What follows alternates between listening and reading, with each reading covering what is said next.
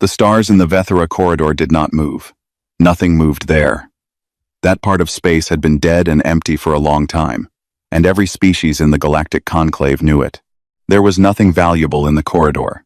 No rare minerals, no useful planets, no trade routes worth taking.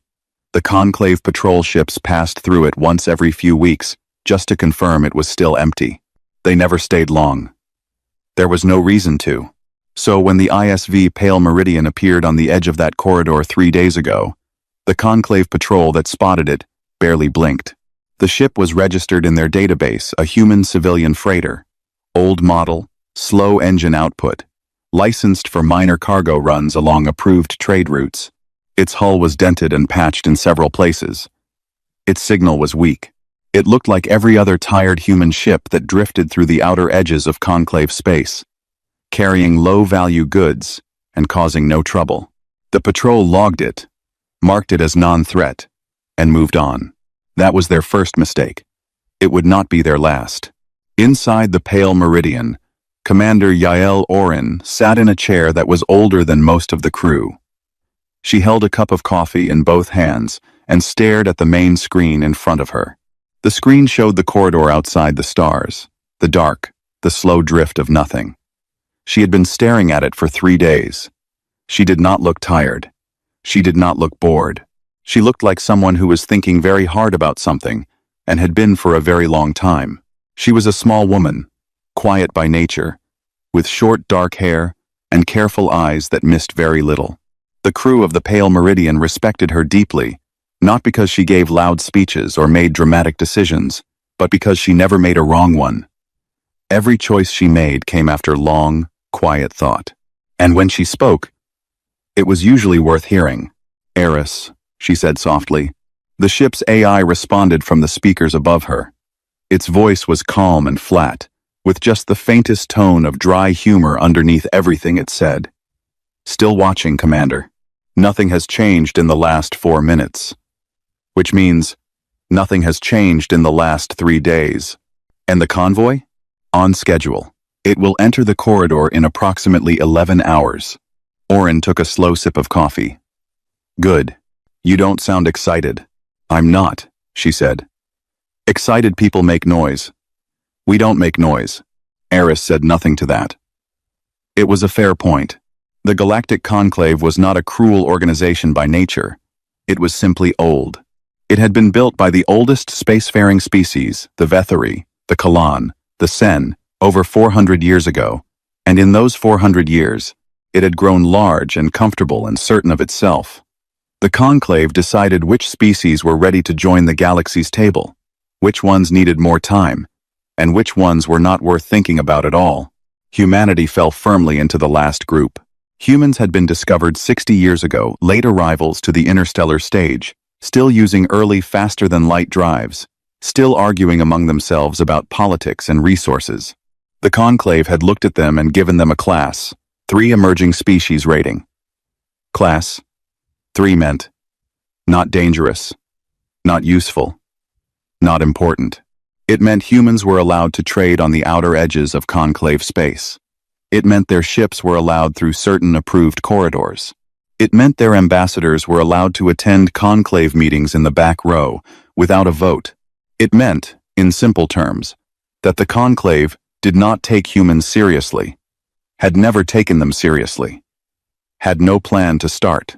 60 years of human ambassadors standing in front of the high chamber asking for equal status. 60 years of polite refusals. 60 years of being told they were too young, too emotional, too primitive for full membership. 60 years of watching other species with better weapons, stronger economies, longer histories, sit at the center table while humans sat at the edge and were given nothing. Most species would have given up after a decade or two. Humans were not most species. The convoy that was coming through the Vethera corridor carried a treaty. Not just any treaty, the century binding, a conclave document that had been quietly prepared over the last 4 years by a committee of senior conclave diplomats. The treaty, once signed by the required majority of conclave members, would formally restrict human expansion into deep space for the next 100 years. It would close off trade corridors, limit human ship production, and block any future applications for full conclave membership until a review, the treaty itself, made nearly impossible to pass. It was, in simple terms, a document designed to make sure humanity stayed small and stayed quiet for the next century. The conclave had not told humanity about it. Why would they? Humans had no vote. Humans had no say. Humans were Class 3. The treaty was an internal matter. What the conclave did not know, what they could not have imagined, was that humanity had known about the century binding for 2 years.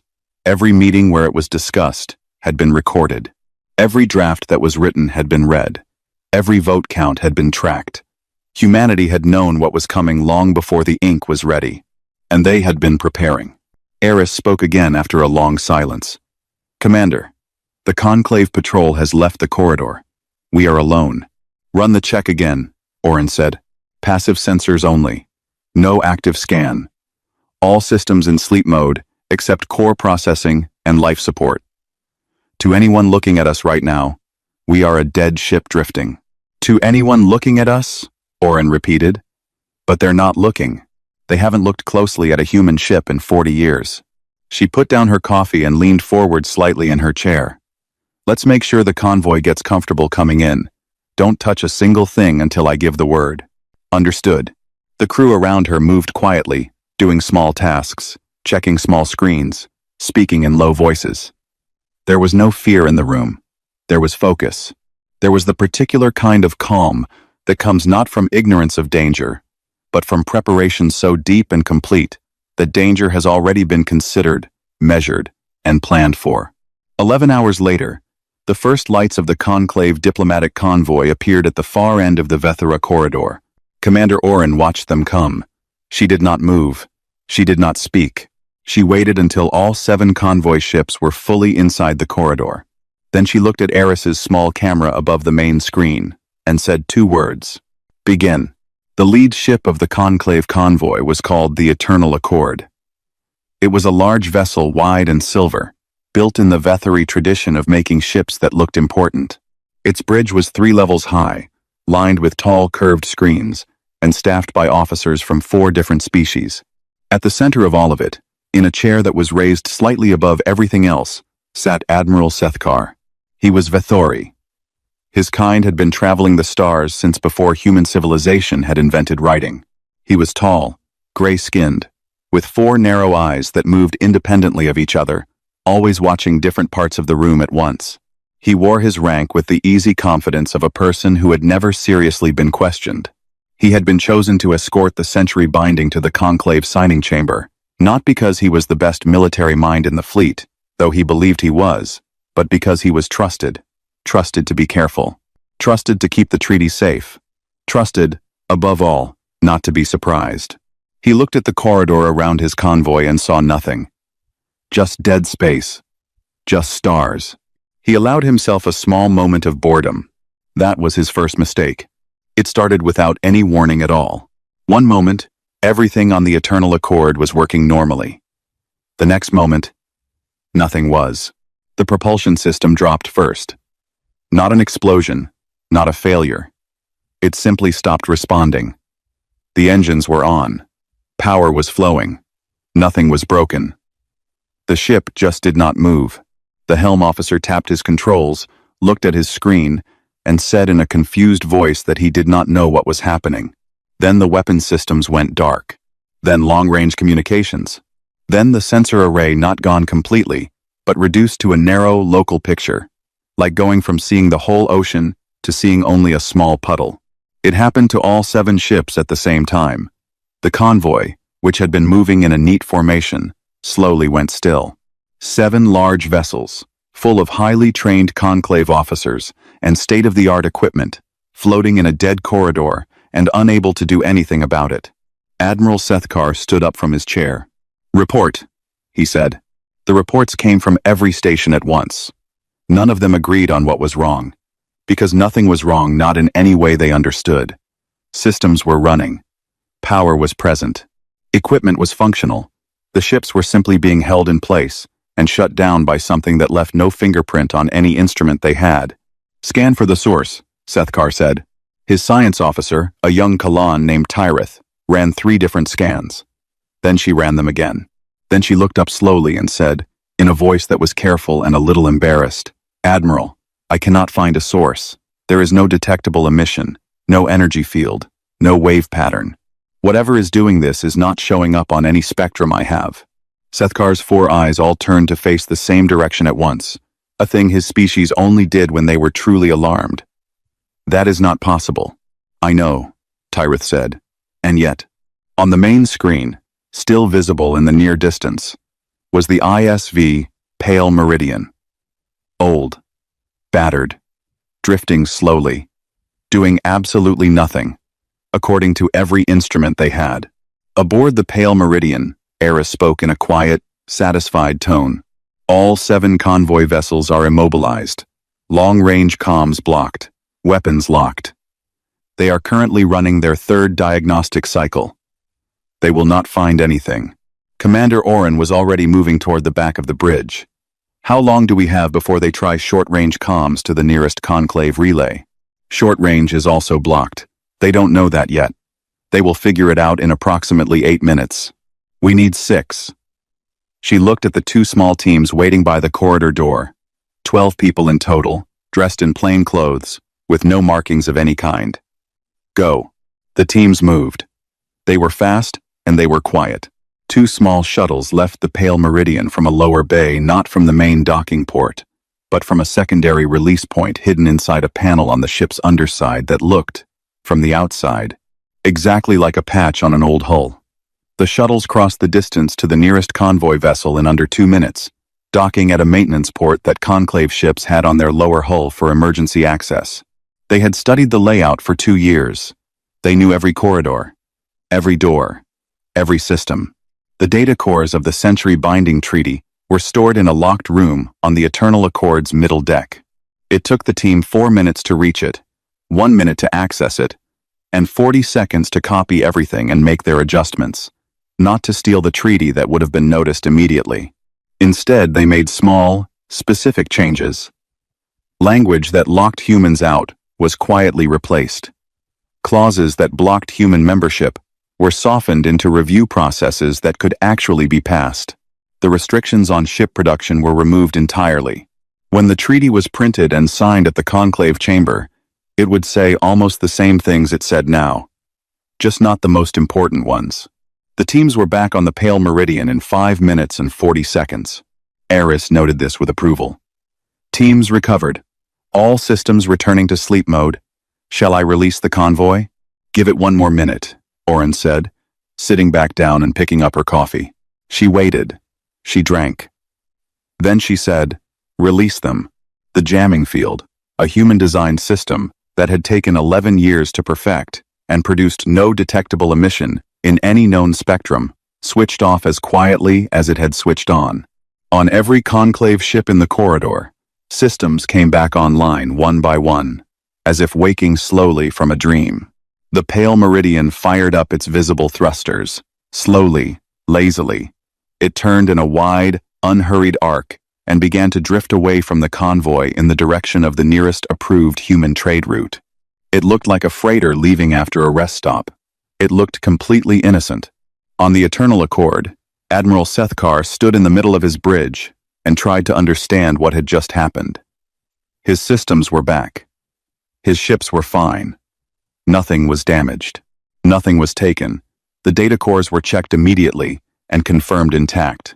But for 9 minutes and 12 seconds, his entire convoy had been completely helpless. 9 minutes and 12 seconds in which anything could have been done to them, and they would not have been able to stop it. He stared at the Pale Meridian as it slowly moved away. "Do we have anything on that ship?" he asked.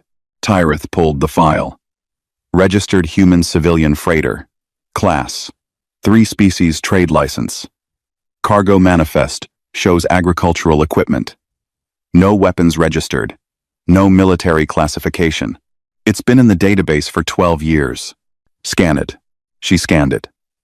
Reading standard civilian power output. Commander. Old engine model. Patched hull. Nothing unusual. Sethkar was quiet for a long moment. Every rational part of his mind told him the human ship was not responsible. His instruments said so. His database said so. Every piece of evidence said so. A civilian freighter from a class.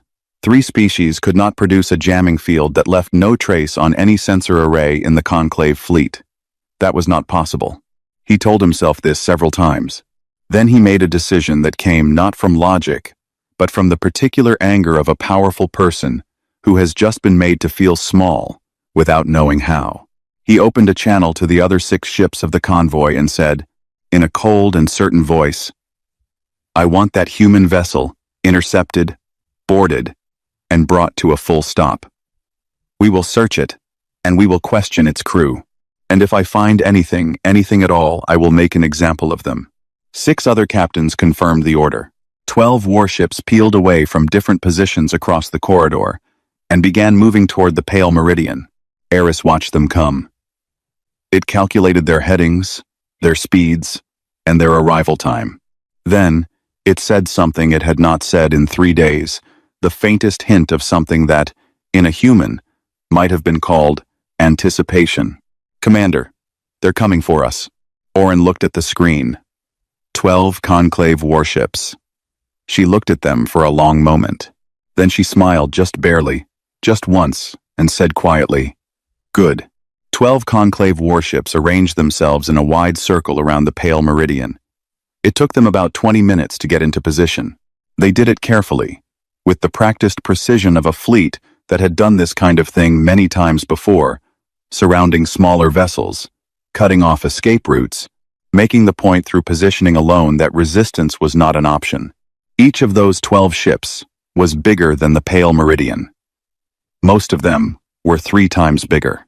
They were armed with long-range rail systems, energy lances, and missile banks that could crack a small moon if aimed correctly. Their hulls were reinforced Vethori alloy. Their crews were well-trained and well-armed.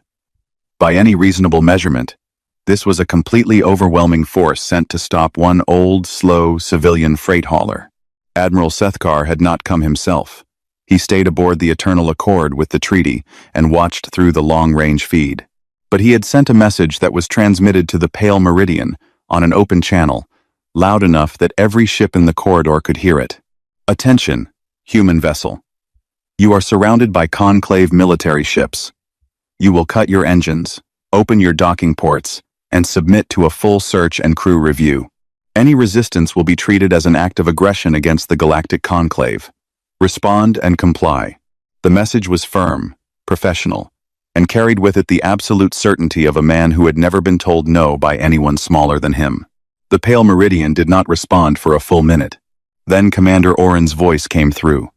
It was quiet, clear, and completely calm. Message received. Give us a moment. Inside the pale meridian, the bridge was silent. Orin stood in front of her chair. She was not sitting. She was standing, hands at her sides, looking at the screen that showed all 12 Conclave ships arranged around them. She had known this moment was coming. She had thought about it many times, in many different ways, for many years. She had talked about it with her crew. She had talked about it with the people who built this ship. She had talked about it with the people in the quiet offices on Earth who had first put Project Pale Light on paper 30 years ago. They had all said the same thing. When this moment comes, be sure. Because once it happens, there is no going back. The galaxy will see what it sees, and it cannot unsee it. She looked around the bridge. Her crew looked back at her. Not afraid. Ready. She sat down in her chair. Eris, she said. It's time. Confirming authorization, Eris said. Commander Yael Orin. Pale light clearance. Authorization accepted. A short pause. Ready when you are. She looked at the 12 warships on the screen. She thought, for just one moment, of all the human ambassadors who had stood in front of the Conclave High Chamber and been laughed at. She thought of the Class 3 rating. She thought of the century-binding treaty sitting in those data cores, designed to keep humanity small and quiet and irrelevant for 100 more years. Then she thought of nothing at all. Uncloak, she said. What happened next, took approximately 4 seconds. But every conclave officer who was watching those screens remembered those 4 seconds for the rest of their lives. First, the pale meridian itself changed. The hull plating, old, dented, patched, fell away in large sections, releasing magnetically into space and drifting apart to reveal the ship underneath. What was underneath was not a freighter. It was sleek and dark, built in long, clean lines, with weapons arrays that were still folded inward but unmistakably present. The engine ports were larger than any civilian vessel should have.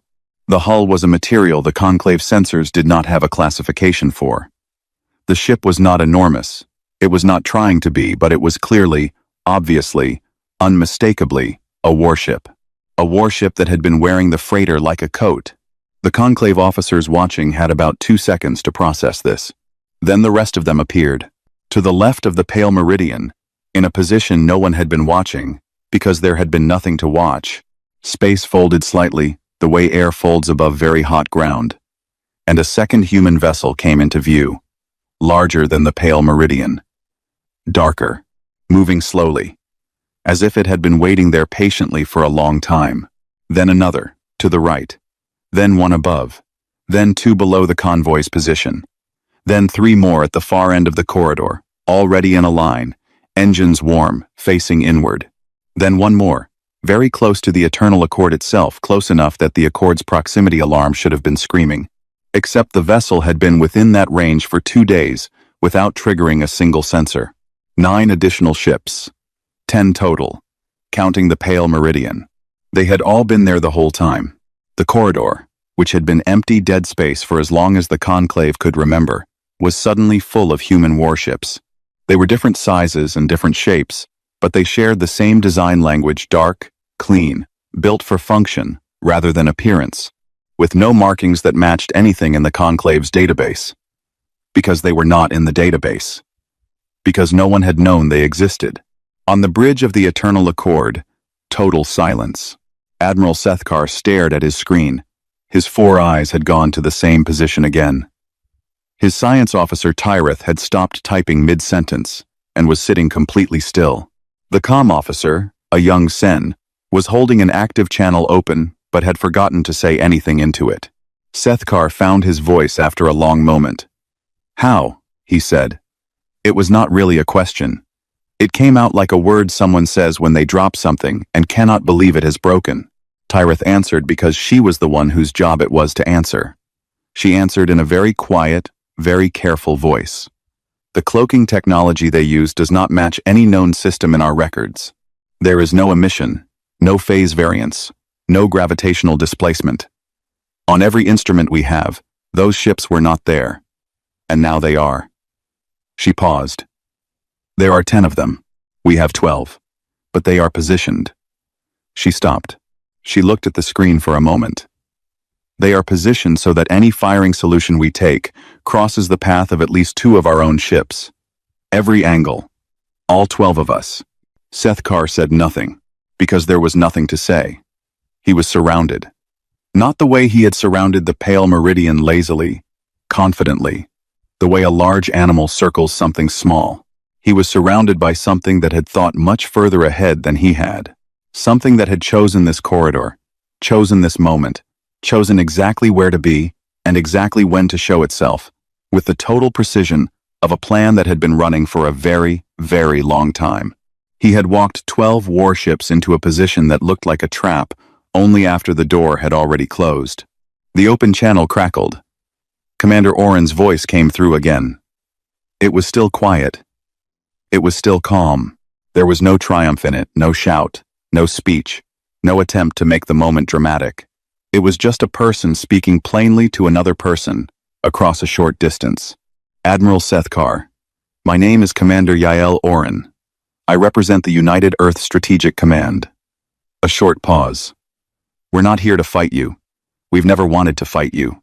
I want to make that very clear. Another pause. But I think it's time we had an honest conversation, the kind of conversation that should have happened a long time ago. Her voice was steady, not cold, not angry. If you're ready to listen, we'd like to talk. The channel stayed open.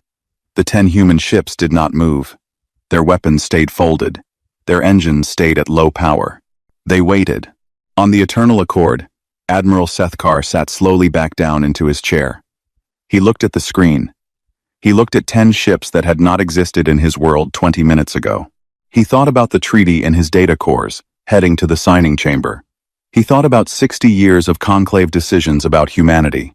He thought about every time the word class, 3, had been used like a closed door. Eris's voice was only heard inside the pale meridian, quiet and dry and perfectly timed.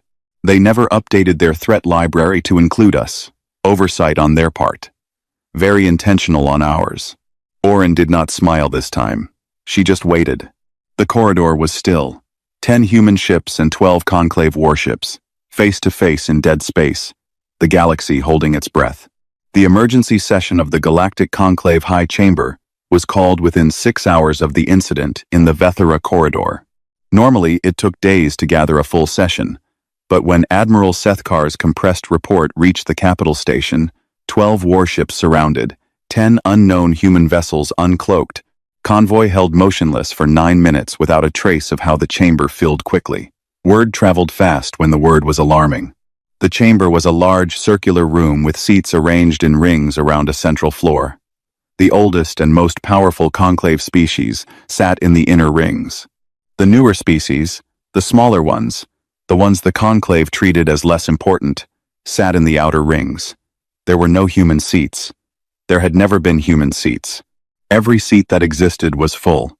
The council leader, an elderly Vithori named First Voice Danu, stood at the center and tried to keep her voice steady as she summarized what they knew. 10 human warships of unknown class. Cloaking technology that had no signature on any instrument the conclave owned. A jamming field that left no trace. Intelligence suggesting the human vessels had been in position in the Vethera corridor for at least 72 hours before revealing themselves. And this part was delivered slowly and carefully. Initial analysis of the data cores from the Eternal Accord had found no missing files, no altered data, nothing out of place. That last part, she noted, was somehow more disturbing than if something had been taken. The chamber erupted.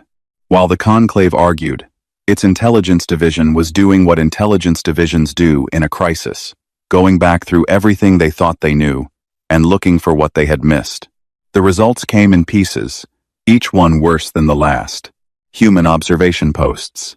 Small, passive, almost completely undetectable. 3 of them had been found near conclave border systems, by analysts who only found them because they knew to look very carefully now. The posts had no weapons. They did nothing except watch and record. But they had been there, it was estimated, for somewhere between 15 and 20 years. A human-built relay network, deep space, quantum encrypted, running between points so distant from conclave patrol routes that it had never been swept. The network had almost certainly been recording transmissions from conclave diplomatic sessions. Not military sessions, not weapons planning diplomatic sessions. Every high chamber meeting for 30 years may have been heard. And then, the one that made the room truly quiet.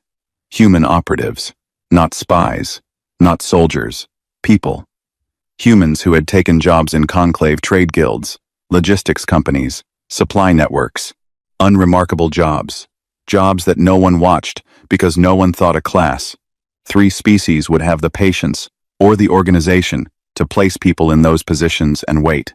Most of them had done nothing for years except work and listen.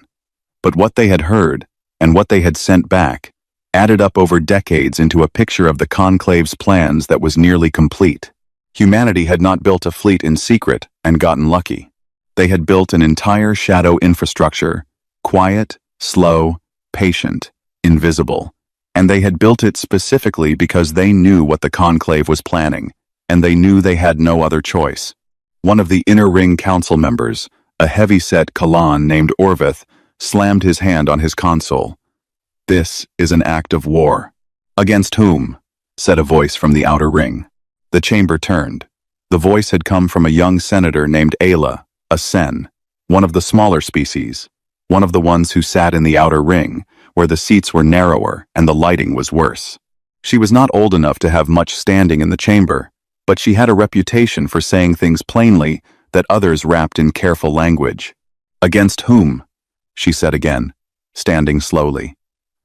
They surrounded a convoy that was carrying a treaty designed to close off their future without telling them.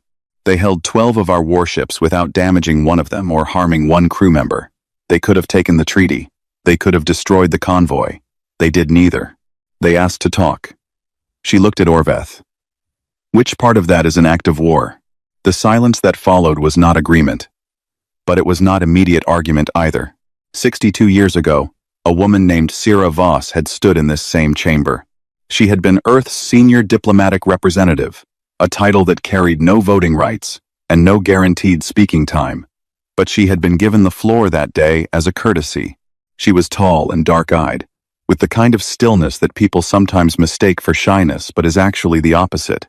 She had stood at the center floor and spoken for 8 minutes. She had spoken about humanity's history, not its wars, not its mistakes, which the conclave already used as reasons to keep humans out, but about its capacity to survive, to adapt, to keep going, when the reasonable choice was to stop. She had spoken about the human need to be part of something larger than itself, and the genuine desire to contribute to a galaxy that had so far refused to let them in. She had made her case clearly, calmly, and with full dignity. When she finished, there had been a pause, and then, from the inner ring, laughter. Not from everyone, but from enough. The comfortable, dismissive laughter of people who have already decided the answer and find the question itself amusing. Sira Voss had looked at the people laughing. She had not cried. She had not raised her voice. She had looked at them for a long moment in complete silence. Then she had nodded once, gathered her papers, and walked out of the chamber. She had gone home to Earth. She had written a letter to the office that handled deep space development projects. The letter was short. It proposed a classified program, funded through multiple layers of misdirection, for the long-term development of human strategic capability. Not to attack, not to conquer, to defend. To make sure that when the conclave finally decided to close the door on humanity permanently, humanity would have the ability to say no. She called it Project Pale Light. She was dead now, had been for 11 years. But her program was alive, and it was floating in the Vethara corridor in the shape of 10 dark ships, with folded weapons and an open comm channel. Back in the high chamber, the debate had been going for 2 hours and had gone in circles 3 times. The intelligence reports were still coming in, and each one made the circle wider. A Vethori general was insisting on a military response. Orveth the Kalan was backing him. 3 other inner ring members were arguing for caution. The outer ring was mostly quiet, listening. Ayla, the young Sen senator, had sat back down after her question about the act of war. She had been listening carefully to everything being said.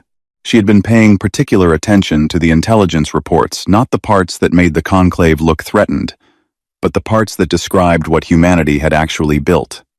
Defensive posts, recording systems, ships that had been close enough to destroy things and hadn't, a jamming field that had been switched off cleanly, leaving 12 conclave vessels completely unharmed.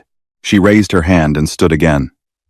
The chamber gave her the floor more quickly this time, perhaps because no one else had a good answer. "I want to ask one question," she said. "Just one."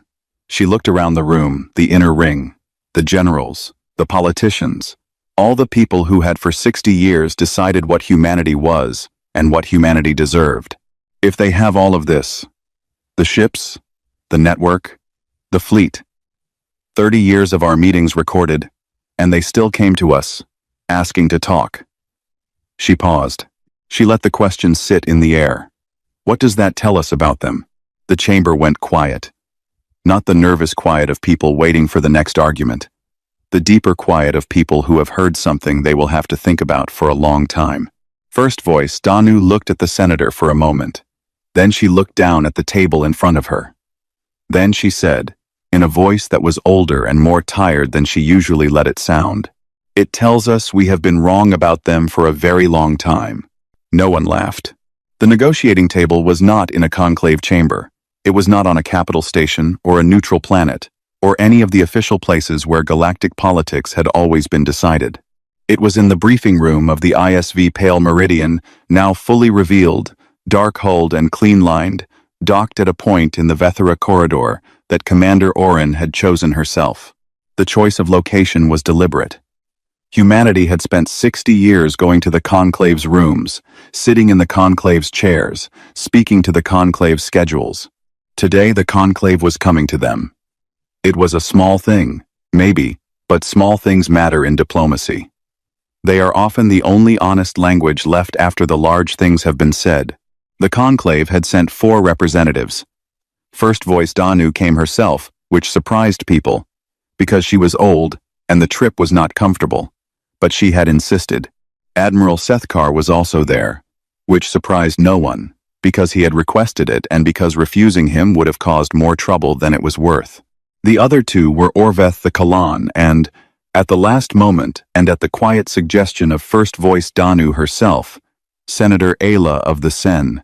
Commander Orin met them at the docking port. She was wearing no uniform, just plain dark clothes with no insignia.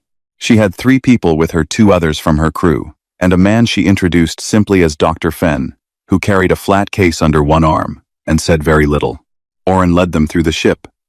The Conclave representatives looked at everything at the clean corridors, the equipment they did not recognize, the crew members who moved with quiet purpose, and did not stop to stare at the visitors, but also did not avoid looking at them. Orin did not offer a tour or an explanation. She simply walked, and they followed, and the ship told its own story just by being what it was. The briefing room was small and plain. A table, chairs, a screen on one wall that was currently dark, water in simple containers. Nothing else. They sat down. Orin did not begin with accusations. She did not begin with a history lesson, or a list of grievances, or a speech about all the ways humanity had been treated poorly over 6 decades. She had thought carefully about what to say first, and what she chose was this. Thank you for coming. It was simple. It was genuine. It surprised all 4 of the Conclave representatives in different ways. Then she opened the meeting the same way. We are not here to punish anyone. We are not here to make demands at the end of a gun.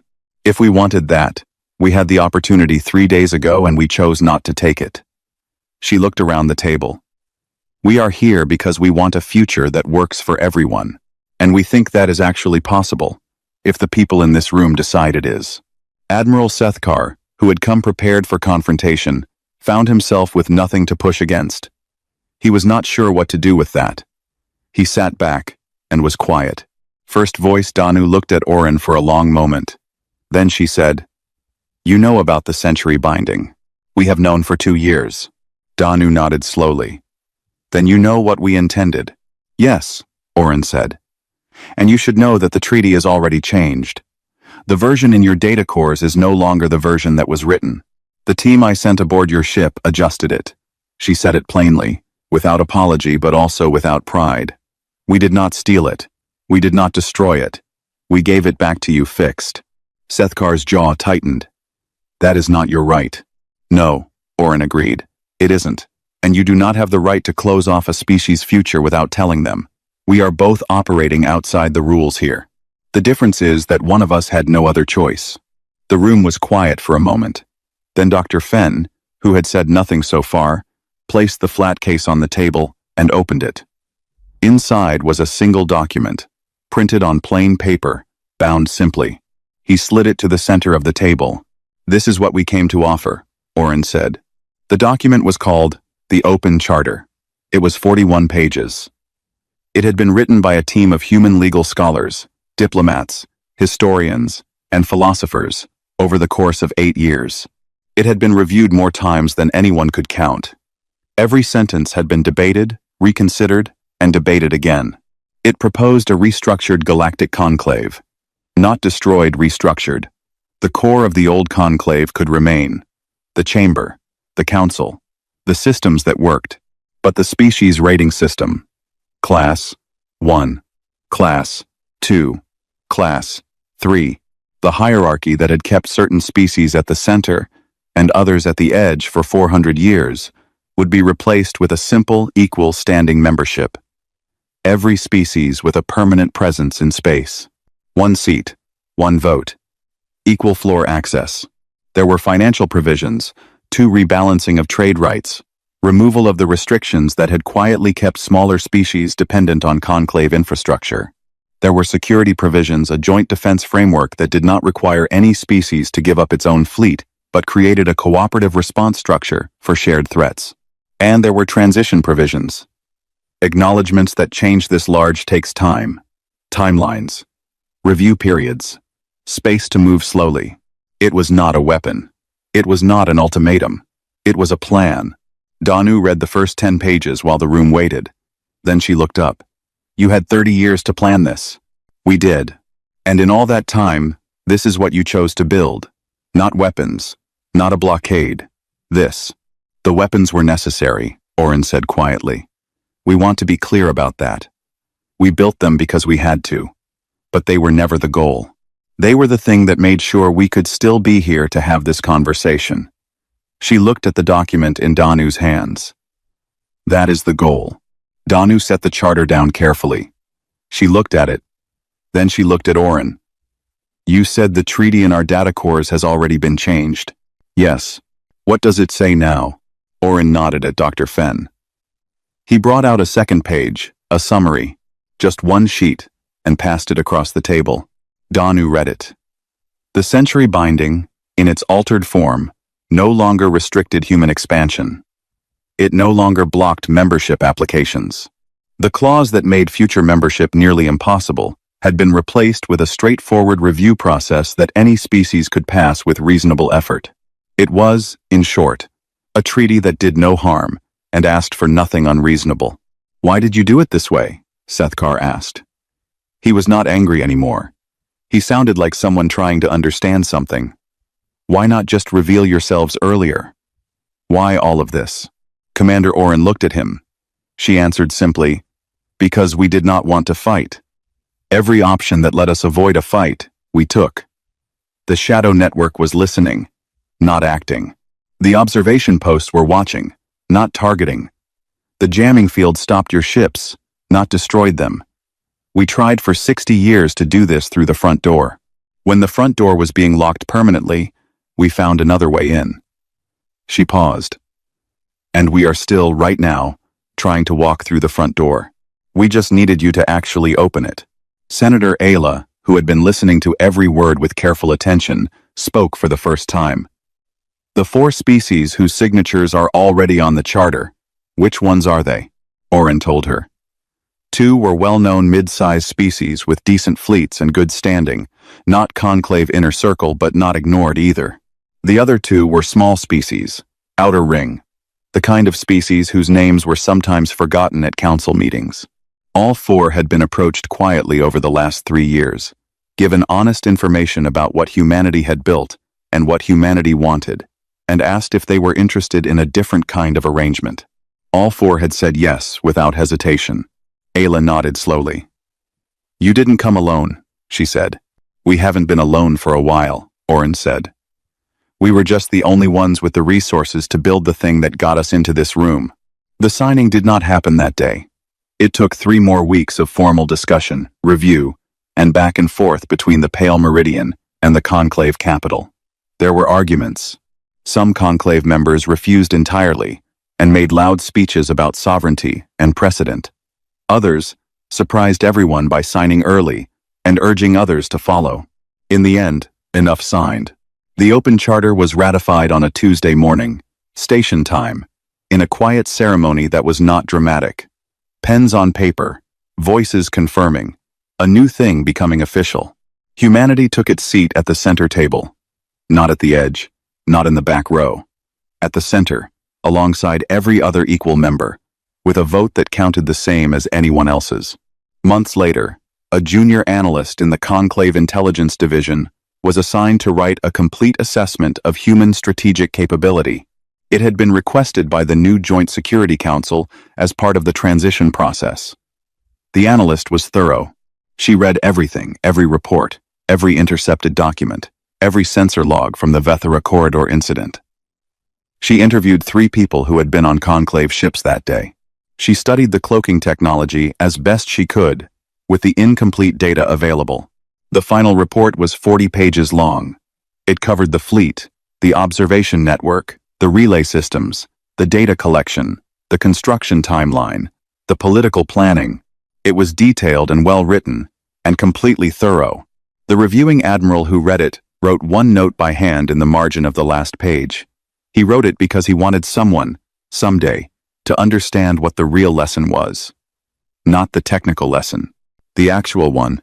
He wrote, "We had 100 years to know them. We chose not to.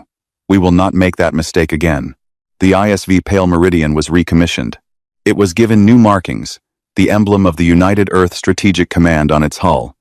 And beside it, small but present, the new emblem of the Open Charter Conclave. It was assigned as the official vessel of Earth's first High Ambassador, a woman named Dr. Fenn's daughter, who had grown up hearing about Sarah Voss and had chosen to become a diplomat because of it.